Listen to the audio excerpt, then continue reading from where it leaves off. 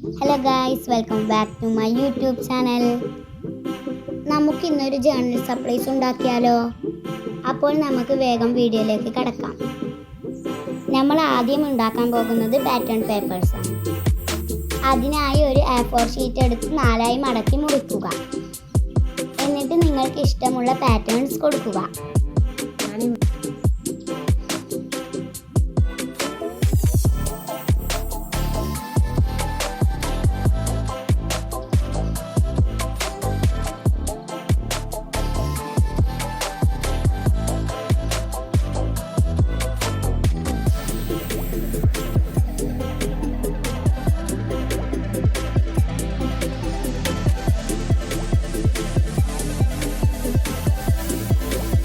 അപ്പോൾ ഇതൊക്കെയാണ് ഞാൻ ഉണ്ടാക്കിയ പാറ്റേൺ പേപ്പേഴ്സ്.